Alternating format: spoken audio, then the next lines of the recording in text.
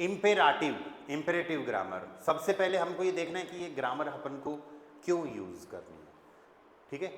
तो ग्रामर का नाम तो इम्पेरेटिव हो गया, लेकिन इसको आपको यूज करना है जब भी आप किसी को कुछ ऑर्डर कर रहे हो। ऑर्डर का मतलब यहाँ पर ये नहीं ऑनलाइन ऑर्डर कर दिया, ऑर्डर मतलब कमांड, किसी को आज्ञा दे रहे हो, ठीक है। जब भी आप किसी को कुछ सजेस्ट कर रहे हो, सजेशन दे रहे हो, या फिर आप किसी से रिक्वेस्ट कर रहे हो, अगर ये तीन काम आप कर रहे हो तो फिर आपको ग्रामर यूज करनी है इम्पेरेटिव। कौन सी ग्रामर यूज करोगे? इम्पेरेटिव ग्रामर आपको यूज करनी पड़ेगी, ठीक है। इम्पेरेटिव ग्रामर सिंपल सी ऑर्डर, रिक्वेस्ट, सजेशन के लिए यूज की जाने वाली ग्रामर है। ऑनलाइन वालों को स्क्रीन भी अच्छे से दिख रही है ना? ठीक है, ओके, ठीक है। अब इम्पेरेटिव ग्रामर के सेंटेंसेस बनाने से पहले अपन को नॉर्मल सेंटेंसेस बनाने पड़ेंगे, और नॉर्मल सेंटेंसेस फिर इस तरीके की वर्ब्स आनी चाहिए जिनसे हम ऑर्डर, रिक्वेस्ट, सजेशन वाले सेंटेंसेस भी बना पाएँ, ठीक है। तो हम दो तरीके के सेंटेंसेस बनाने वाले हैं अभी, एक नॉर्मल सेंटेंस और एक इम्पेरेटिव वाले सेंटेंस। लेकिन आप सेंटेंसेस बनाने से पहले थोड़ा सा ये देखते हैं अपन कि ऑर्डर किसको दे कर सकते हैं, अपन किसको ऑर्डर दे सकते हैं, किसको हम सजेस्ट कर सकते हैं, कुछ सजेशन किसको दे सकते हैं अपन, रिक्वेस्ट किससे कर सकते हैं, किससे कर सकते हैं? किसी भी पर्सन से। ओके, कौन होना चाहिए वो पर्सन? वो पर्सन हमारे सामने होना चाहिए। कोई अगर मान लो किसी और ही कहीं बैठा है तो मैं उसको ऑर्डर रिक्वेस्ट कैसे कर सकता हूँ? नहीं कर सकता ना। तो वो पर्सन हमारे सामने होना चाहिए। हाँ, फोन पे उससे बात हो सकती है, वो बात अलग है, ठीक है, सामने भी ना हो। तो ओवरऑल कहने का मतलब ये है कि ऑर्डर रिक्वेस्ट हमेशा होगी सेकंड पर्सन से। किससे? सेकंड पर्सन से। सेकंड पर्सन कौन होता है? जिससे हम बात कर रहे होते हैं। हम खुद फर्स्ट पर्सन है, जिससे हम बात कर रहे होते हैं वो सेकंड पर्सन है, जिसके बारे में बात कर रहे होते हैं वो थर्ड पर्सन है। अब अपने जितने भी सब्जेक्ट्स हैं उनमें देखो सेकंड पर्सन कौन कौन से हैं? इश, डू, एर, एस, जी, वियर, ईयर, जी। आपको पहचानना आना चाहिए कि सेकंड पर्सन कौन कौन सा है। इस फर्स्ट पर्सन हो गया, ये सेकंड पर्सन नहीं है। वियर भी फर्स्ट पर्सन हो गया, इश मतलब मैं, वियर मतलब हम, सिंगुलर प्लूरल। डू सेकंड पर्सन है, डू सेकंड पर्सन है तो ईयर भी सेकंड पर्सन है, ठीक है। तो इसका मतलब एक तो सेंटेंस यहां पर डू से बनेगा, दूसरा सेंटेंस यहां पर ईयर के साथ बनेगा। ये तो इनफॉर्मल हो गया, सिंगुलर प्लूरल। एक जी, ये भी सेकंड पर्सन है, आप या आप सब, ठीक है। लेकिन एर, एस, जी कि वह लड़का, वह कोई चीज, वह कोई लड़की, या फिर उनका प्लूरल जी, ये सेकंड पर्सन नहीं है। ये कौन से पर्सन है? थर्ड पर्सन है। तो ओवरऑल कहने का मतलब ये हो गया कि हम यहाँ पर जो सेंटेंसेस बनाएंगे वो हम बनाने वाले हैं सिर्फ डू के साथ में सेंटेंस बनाएंगे, ईयर के साथ बनाएंगे और जी के साथ सेंटेंसेस बनाएंगे। डू, ईयर और जी के साथ हम सेंटेंसेस बनाने वाले हैं, ठीक है। तो सबसे पहले तो बनाना है अपन को नॉर्मल सेंटेंस, या जैसे मैं आपको सिंपल सा बोलूं कि पानी लाना, ब्रिंग वाटर। अरे ये ऑर्डर है, पानी लाना, ब्रिंग वाटर, या दिस इज ऑर्डर, ओके। और दूसरा सेंटेंस इसका क्या, नॉर्मल सेंटेंस इसका क्या हो जाएगा? You bring water. तो अगर हम नॉर्मल सेंटेंस की बात करें तो नॉर्मल सेंटेंस होगा यू ब्रिंग वाटर, तुम पानी लाते हो, ठीक है। और इसके इंपेरेटिव की अगर बात करें तो इंग्लिश में इसका इंपेरेटिव बन जाएगा ब्रिंग वाटर, पानी लाओ, ब्रिंग वाटर। ये बात समझ में आ रही है या नहीं आ रही? इजी है ना, ठीक है। अब जर्मन में पहले नॉर्मल सेंटेंस बना लेते हैं, उसके बाद इंपेरेटिव बनाएंगे। तो यू ब्रिंग वाटर, यू के लिए तो डू, ईयर और जी आ गया कि तुम पानी लाते हो, तुम सब पानी लाते हो, आप या आप सब पानी लाते हो, ठीक है। ब्रिंग की वर्ब होती है ब्रिंगन, तो डू के साथ तो लग जाता है एस टी, डू के साथ क्या लग जाता है? S T, do brings. Year के साथ लगता है टी वर्ब कॉन्जुगेशन में, ईयर ब्रिंग्ड। और जी के साथ पूरी वर्ब आती है ईयर ब्रिंगन। और पानी को बोलते हैं दास वासर। क्या बोलेंगे? दास वासर, दास वासर, ये तो ऑब्जेक्ट है, सब में सेम रहेगा। तो नॉर्मल वाले सेंटेंसेस समझ में आ गए क्या? दू ब्रिंग्स दास वासर मीन्स तुम पानी लाते हो, ईयर ब्रिंग्ड दास वासर तुम सब पानी लाते हो, ठीक है, और जी ब्रिंगन दास वासर आप या आप सब पानी लाते हो। अब यहां पर सिंपल सा ये देख लेना भैया कि हम सेंटेंसेस सिर्फ सेकंड पर्सन के साथ ही बना रहे हैं, ठीक है, इस वियर ईयर एर एस जी ये कुछ नहीं है यहाँ पर, क्योंकि imperative grammar order request suggestion के लिए ऑर्डर रिक्वेस्ट सजेशन हम सिर्फ सेकंड पर्सन को दे सकते हैं, जो हमारे साथ में है, जो हमारे सामने है, जिससे हम बात कर रहे हैं, ठीक है। ये तो नॉर्मल सेंटेंस हुए। अब अपन को बनाना है इनका इंपेरेटिव, तो इनका इंपेरेटिव बनाएंगे तो तीनों के साथ में अलग अलग रूल लगेगा। तीनों जो सब्जेक्ट के साथ में सेंटेंसेज बने हैं उनके साथ में अपन को अलग अलग रूल लगाना है। और अलग अलग रूल क्या है, देखो डू वाले सेंटेंसेज के साथ में जो इंपेरेटिव बन रहा है उसमें डू को और वर्ब में लगने वाले एसटी को अपन को हटा देना है। क्या रूल बताया मैंने? डू के साथ मतलब आप किसी एक पर्सन को जिससे आप तुम में बात कर रहे हो उसको अगर आपको ऑर्डर देना है, सजेशन देना है या रिक्वेस्ट करनी है, तो उसके साथ जो सेंटेंस बनेगा उसमें आपको डू नहीं बोलना और वर्ब के कॉन्जुगेशन में जो आपने एसटी लगाया था वो नहीं बोलना। तो बचा क्या? बच गया ब्रिंग दास वासर। ब्रिंग दास वासर का मीनिंग क्या हो गया? ब्रिंग द वाटर, पानी लेके आओ, ब्रिंग दास वासर। ये दो का इंपेरेटिव बन गया, ठीक है। नेक्स्ट देखो, ईयर वाले सेंटेंस में ईयर को हटा देंगे, लेकिन वर्ब का टी रहेगा। कहीं आपके दिमाग में आए कि उधर दू को हटाया, एसटी को हटाया, तो इधर ईयर और टी को हटा देंगे? नहीं, अगर टी को हटा दोगे तो फिर ऊपर और नीचे वाला सेम ही हो गया। कैसे डिफ्रेंशिएट कर पाओगे कि तुमको बोला है या तुम सबको बोला है? तो उधर सिर्फ ईयर को हटाना है, तो फिर ईयर के साथ इंपेरेटिव क्या बन गया? या ब्रिंग्ड दास वासर, ब्रिंग्ड दास वासर। ब्रिंग्ड दास वासर का मतलब क्या हो गया कि ब्रिंग द वाटर, कि पानी लेके आओ, लेकिन तुम सब लेके आओ, ठीक है। इधर ब्रिंग मतलब किसी एक पर्सन को कहा गया है, ब्रिंग्ड मतलब एक से ज्यादा को कहा गया है। और जी वाले सेंटेंसेस जो हैं इनमें हटाना कुछ नहीं है, जो वर्ब ब्रिंगन है उसको फर्स्ट पोजीशन पे ले आना है। क्यों? क्योंकि डू और ईयर को हटाने के कारण वर्ब अपने आप फर्स्ट पोजीशन पे आ गई ना, तो तीसरे के साथ में भी ये रूल अप्लाई होगा। तो हम यहां पर बोल देंगे ब्रिंगन जी, यहां पर जी रहेगा, या ब्रिंगन जी दास वासर। ब्रिंगन जी दास वासर का मीनिंग क्या हो गया कि आप पानी लेके आओ, ब्रिंगन जी दास वासर, कि ब्रिंग द वाटर। अब ये जो रूल है कि दो के साथ मतलब किसी एक पर्सन को अगर ऑर्डर रिक्वेस्ट सजेशन देना है, उसके साथ जो सेंटेंस जो भी बन रहा है उसमें किसी एक पर्सन वाले सेंटेंस में डू और वर्ब के साथ एसटी जो हट गया, क्या वो सिर्फ इसी सेंटेंस का रूल है? नहीं, वो अब जितने भी सेंटेंसेज बनेंगे ऑर्डर रिक्वेस्ट सजेशन वाले उन सब के साथ यही अप्लाई होगा, ठीक है। एयर ब्रिंग दास वासर, इसमें हम ईयर को हटा देंगे। जी ब्रिंगन दास वासर, इसमें ब्रिंगन वर्ब को मतलब जी वाले सेंटेंसेज में वर्ब को हमें फर्स्ट पोजीशन पे लेके आना है। समझ में आ रही है बात? सबको क्लियर है? या जाकिर, कुंज, ऑल क्लियर? ठीक है, तो ये अपने आप में ऑर्डर हो गया, ठीक है। अगर मान लो अब किसी को खांसी जुकाम कुछ हो गई, उसको डॉक्टर के पास जाने के लिए अगर आप कह रहे हो कि go to doctor, go to doctor, अगर ये कह रहे हो तो वो सजेशन हो जाएगा, ठीक है। उसके बाद हम रिक्वेस्ट वाले सेंटेंसेज की बात करेंगे, तो ये तो ऑर्डर हो गया। अब अगर अपन को सजेशन वाले सेंटेंसेज की बात करनी है, ठीक है, तो गो टू डॉक्टर, तो नॉर्मल सेंटेंस तो ये होगा यू गो टू डॉक्टर, तुम डॉक्टर के पास जाते हो, और इंपेरेटिव सेंटेंस बन जाएगा गो टू डॉक्टर, ठीक है। अब एक छोटी सी चीज आप नोटिस कर रहे हो क्या? अरे आपने इंग्लिश में भी सब्जेक्ट यूज नहीं किया। इंग्लिश में कहाँ आया कि तुम पानी लाओ, तुम सब पानी लाओ, लेकिन इसमें आ गया कि आप सब पानी लाओ।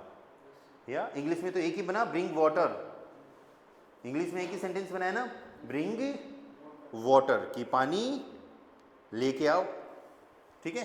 पर इसमें देखो सजेशन वाले में यू गो टू डॉक्टर, तो अपन को सेंटेंस बनाना है डू के साथ में, ईयर के साथ में एंड जी के साथ में। गो गेहन जाना, डू के साथ एसटी लग जाएगा। अरे इसमें तो किसी को कुछ कंफ्यूजन नहीं है ना कि डू के साथ एसटी कैसे लगा। हमने पढ़ा है ना वर्ब कॉन्जुगेशन वीक वर्ब्स में, इसके साथ ई लगता है, डू के साथ एसटी, एरएसजी के साथ टी, वियर के साथ या ईएन, ईयर के साथ टी, जीजी के साथ ईएन। याद है ऐसा कुछ? टू डॉक्टर के लिए अभी फिक्स यूज करेंगे सुम आर्ट्स। जल्दी मैं आप लोगों को प्रीपोजिशंस पढ़ाऊंगा, या as soon we complete basic grammar then we will learn prepositions, ठीक है। तो प्रीपोजिशन का पार्ट है ये सुम। सुम बोल रहा है to the, go to the doctor, ठीक है। तो टू द के लिए सुम आ गया, ओके। तो दे आप एक्स्ट्रा लगा सकते हो, कोई दिक्कत नहीं है। ईयर के साथ ये सेंटेंस कैसे बनेगा? ईयर गेट सुम आर्ट्स एंड जी गेन सुम आर्ट्स। तुम डॉक्टर के पास जाते हो, तुम सब डॉक्टर के पास जाते हो, आप या आप सब डॉक्टर के पास जाते हो। अब अपन वो रूल अप्लाई कर देंगे यहां पर सारे। कौन से रूल्स? डू हट जाएगा, एसटी हट जाएगा, क्या बचा? या बताओ भाई क्या बचा? गे सुम आर्ट्स। आर्ट्स क्या हो गया? डॉक्टर। आर्ट्स मीन्स डॉक्टर, ठीक है। इधर ईयर हटाना है तो क्या बच गया? गेट सुम आर्ट्स। इधर वर्ब को पहले ले आना है। अरे यही तो रूल थे। ऊपर डू वाले सेंटेंसेस में डू और वर्ब में लगने वाला एसटी हटा दिया, ईयर वाले सेंटेंसेस में ईयर को हटा दिया, और जी वाले सेंटेंसेस में वर्ब को पहले ले गए। बस सिंपल 3 रूल लर्न करने हैं। और यहां पर क्या बन जाएगा? गेहन जी सुम आर्ट्स, गेहन जी सुम आर्ट्स, कि आप डॉक्टर के पास जाओ। गे सुम आर्ट्स, गेट सुम आर्ट्स, गेहन जी सुम आर्ट्स। आगे कहानी समझ में? ठीक है।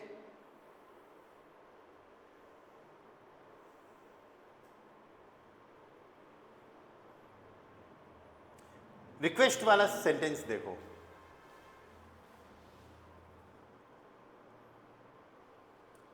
पहले इंपेरेटिव लिखते हैं अपन, प्लीज हेल्प मी, प्लीज मेरी हेल्प करो। आप रिक्वेस्ट कर रहे हो, ठीक है। और इसका नॉर्मल सेंटेंस बन जाएगा यू हेल्प मी। इसमें प्लीज की जरूरत नहीं है, यू हेल्प मी, तुम मेरी हेल्प करते हो। तो तुम मेरी हेल्प कर रहे हो, तो नॉर्मल सेंटेंस देखो, डू, हेल्प के लिए वर्ब याद है कि आपको? हिल्स्ट, डू हिल्स्ट, डू हिल्स्ट। मियर, मियर क्यों? हेल्फन वर्ब डाटिव है, इश मिश मियर, हेल्फन वर्ब डाटिव है तो मियर भी डाटिव। ईयर के साथ क्या बन जाएगा? ईयर हेल्फ्ड मियर, और जी के साथ में जी हेल्फन मियर। अब आप लोग तीनों लोग एक एक इंपेरेटिव बताओ इसका। आयुष, फर्स्ट इंपेरेटिव क्या यूज करोगी? फर्स्ट इंपेरेटिव क्या यूज करोगे?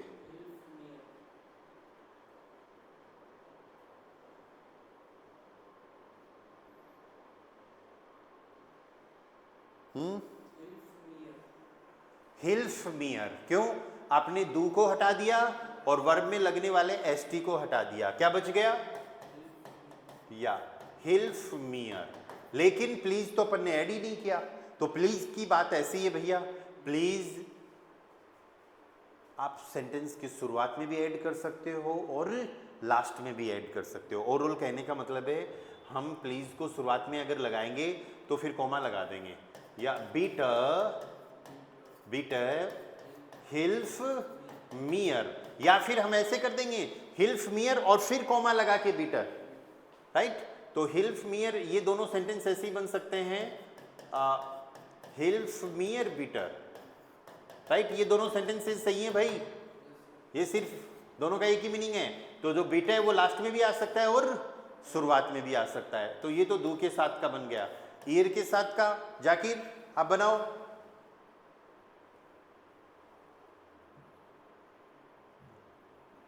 या या हेल्फ्ड मियर बीटर, वेरी गुड, बीटर बाद में लगा सकते हो, हेल्फ मियर बीटर। ओके कुंज, लास्ट वाला सेंटेंस जी के साथ वाला। नो, हेल्फन पूरी वर्ब आएगी ना दोस्त, जी के साथ तो पूरी वर्ब कॉन्जुगेट होती है।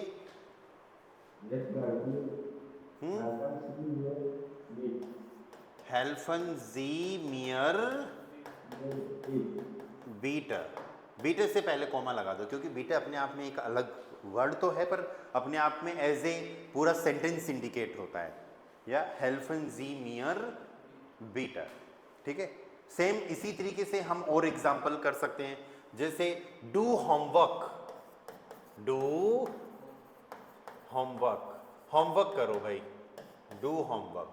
अब आप लोग एक काम करो फटाफट, सब लोग डू होमवर्क, नॉर्मल सेंटेंसेस बनाओ इसका, यू डू होमवर्क, अपने आप खुद बनाओ और फिर इंपेरेटिव बताओ मेरे को, ठीक है। होमवर्क को हम बोलते हैं दी हाउस ऑफ गाब,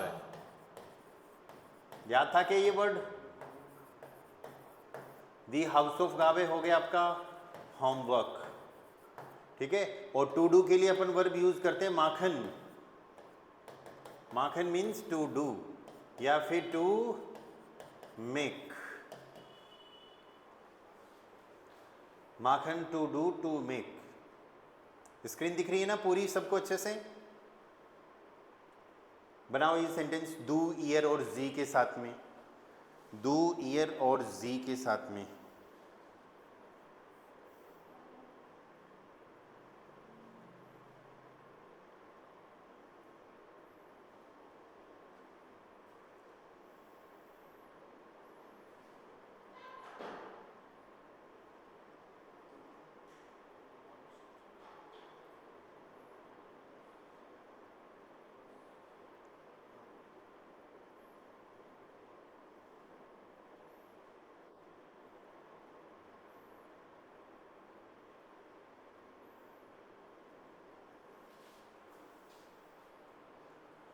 डू होमवर्क,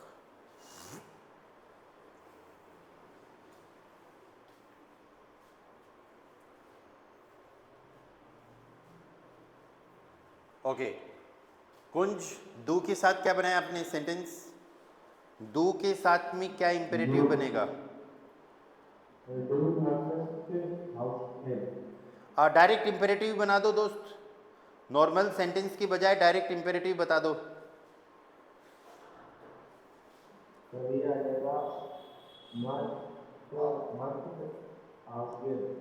मार्क, अरे नॉर्मल सेंटेंस क्या था, नॉर्मल सेंटेंस था डू मार्क्स दी हाउस ऑफ गाबे, डू हट गया, एसटी हट गया, क्या बचा, mark the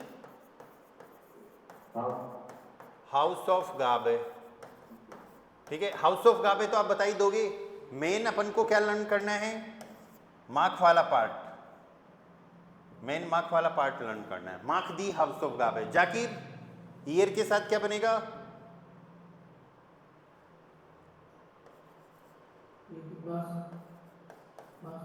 no marked, T T बोलना पड़ेगा, मार्क्ड ऐसे बोलना पड़ेगा, मार्क्ड दी हाउस ऑफ गाबे। आयुष, नेक्स्ट वन, या माखन जी, यहां पर आपको जी बोलना है, माखन जी दी, यस, हाउस ऑफ गाबे, माखन जी दी हाउस ऑफ गाबे, मार्क दी हाउस ऑफ गाबे, मार्क्ड दी हाउस ऑफ गाबे und machen Sie die Hausaufgabe। आई कहानी समझ में, ठीक है। वन मोर एग्जाम्पल, एक और एग्जाम्पल देखो,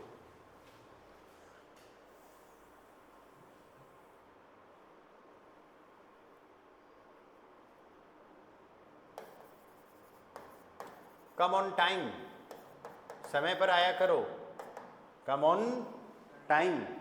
कम के लिए वर्ब यूज करनी है अपन को कॉमन, बनाओ इसको भी, कॉमन का मतलब हो गया to come, and on time के लिए अभी फिक्स लर्न कर लो, जर्मन में zur Zeit, वैसे एक प्यूंक्लिश वर्ड भी यूज होता है, प्यूंक्लिश हम उसको भी यूज कर सकते हैं, पर अभी सुअर साइट, ऑन टाइम, समय पर, on the time, come on time, come on the time.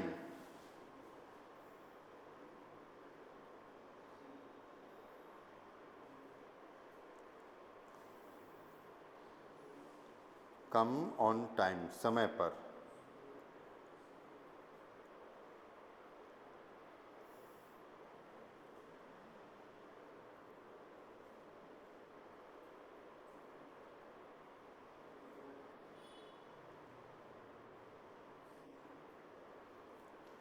या बनाओ सब लोग, कम ऑन टाइम।